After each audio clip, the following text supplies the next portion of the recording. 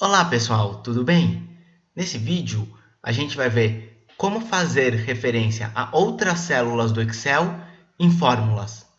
Então, por exemplo, se aqui nessa célula B3 eu quiser somar os valores de D3 e E3, como que eu faço? Eu começo com igual para marcar que eu estou usando uma fórmula e eu tenho algumas opções para pôr o valor de D3 e E3. Primeira delas, eu posso simplesmente digitar D3. Reparem que a célula até ficou aqui azul, o próprio escrito ficou em azul para marcar a referência. A segunda delas, eu posso selecionar a célula com as setas direcionais ou selecionar com o próprio mouse, clicando. Enquanto eu não puser ou um outro símbolo matemático, mais, menos, dividido, ou se eu estiver dentro de uma função, puser o ponto e vírgula, que é o que separa os argumentos da função, eu posso usar à vontade o clique e as setas direcionais para selecionar o valor correto. A partir do momento, vou pôr aqui um menos, por exemplo, usei a seta direcional, comecei a selecionar uma nova célula. Mas no nosso caso aqui, D3 mais E3, dei um Enter, simples assim. Fiz referência às duas células. Se o valor delas for trocado depois, reparem que automaticamente a conta se atualiza. Então, isso é uma referência a outra célula. Agora, que tipo de referência é essa? Eu vou responder essa pergunta fazendo uma outra coisa. Eu vou dar um Ctrl C nessa fórmula e vou colar ela aqui embaixo. Ué, eu copiei D3 mais E3 e colei D4 mais E4. Por quê?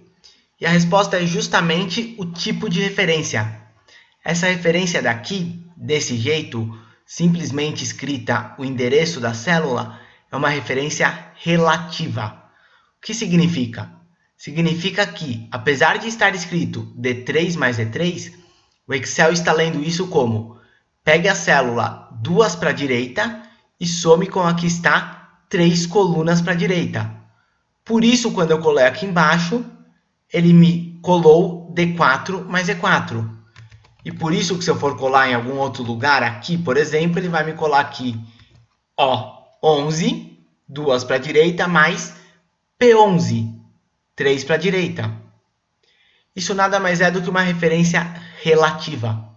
Ou seja, na verdade eu estou fazendo uma referência à posição em que a célula está em relação àquela célula que é onde eu estou digitando a fórmula. E se você quiser fazer uma referência absoluta? Eu tenho que colocar um cifrão antes da célula, no meio do endereço da célula. Aqui eu estou colocando um antes do D e um antes do 3.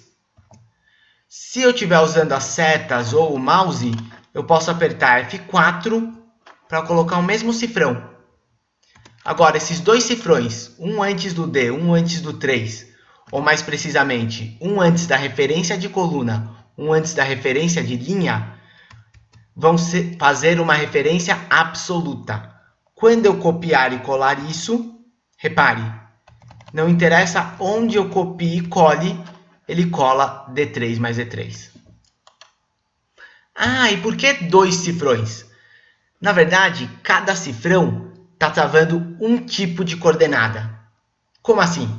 Eu vou fazer aqui D3, repare que eu só pus o cifrão antes do D, mais E3, eu posso apertar F4 para circular entre as opções. Então, eu vou pegar a opção em que eu travei apenas o 3. Só tem um cifrão antes do 3. Olha o que vai acontecer. Eu vou colar isso aqui numa célula longe. Ele me colou D10 mais L3. Por quê? O D está travado. Quer dizer que é isto que ele vai colar. Vai ser a coluna D e pronto. Isso é uma referência absoluta. Mas a linha aqui, reparem aqui no original, não está travada. Então, o que ele fez quando eu movi de local? Ele usou a linha relativa. Já aqui foi o contrário. A coluna não tem nada, Então, repare que aqui a coluna E, ele andou quando eu fui até a L, mas a linha está travada. Por isso, ele manteve a linha 3. Isso acontece muito, é bem comum você ter que fazer travamentos diferentes, travar só linha, travar só coluna? Sim, é bem comum. E como é que você percebe o que você tem que travar? Só linha, só coluna, os dois? Com prática. Uma dica que eu vou usar agora é, imagine você colando isto na diagonal e com isso você consegue tentar. O que eu quero pegar quando eu colar na diagonal? E daí, quem sabe, dá uma ajuda. Por exemplo, aqui eu vou pegar essa tabelinha que eu estou selecionando, vamos fazer um exemplo, e eu quero somar cada uma das células, os correspondentes. Então, essa célula daqui, eu quero que dê 1111. Essa daqui, eu quero que dê 1122. Essa célula aqui, por exemplo, eu quero que dê 4433. Ou seja, eu estou pegando os equivalentes, ou seja, onde está aqui, dessa célula na linha, e aqui os desta coluna. Então, eu vou querer escrever essa fórmula daqui, só que eu vou querer travá-la, de maneira que, quando eu copiar e colar, ele faça isso certinho. No momento, sem nenhum travamento, olha o que aparece. Não dá certo. Não era isso que eu queria. Então, Ctrl Z, vou apagar esses valores. Como é que eu vou travar isso? Então, eu vou me imaginar colando isso na diagonal. Então, D3 mais E3 mais F7 mais F8. Quando eu colar isso para cá, D3, qual célula que eu vou querer pegar que é o equivalente de D3? A célula D4, quando eu colar aqui em G4. Se eu quero pegar D4, o que eu tenho que travar aqui? A coluna. Então, eu vou sempre pegar dessa coluna, mas a linha eu quero andar. E com E3? Vai ser a mesma coisa. Eu vou querer pegar a coluna. Imagine eu colando isso daqui, por exemplo, em J5. O que eu vou querer pegar? O equivalente de E3 vai ser E5.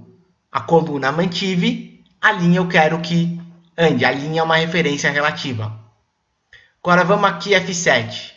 Quando eu colar isso, por exemplo, aqui em G5, eu vou querer pegar G7. Ou seja, a linha eu mantenho, a coluna eu quero que ande. E a mesma coisa aqui no F8. De novo, imagine eu colando isso, por exemplo, no H4. Eu vou querer pegar, a equivalente de F8 aqui vai ser H8. Ou seja, mantém a linha, muda a coluna. Reparem agora, quando eu expandir essa fórmula para toda essa área, agora sim deu certinho. Então, o travamento é muito importante para você pegar as células corretas. E, infelizmente, porque é algo chato, é muito comum você misturar travamento. Uma hora você trava só linha, outra hora você trava só coluna. Às vezes, na mesma fórmula, uma parte você trava linha, outra parte você trava coluna, outra você trava tudo. Enfim, é uma coisa que você acaba pegando com a prática e também com bastante atenção. Então, por esse vídeo é isso, pessoal. Temos vários outros vídeos de fórmulas, detalhando as principais fórmulas. Temos um vídeo geral também, se você não viu ainda, mostrando como chamar fórmulas. Qualquer dúvida que vocês tiverem, podem perguntar por aqui, podem perguntar também pela nossa página do Facebook. Até o próximo vídeo.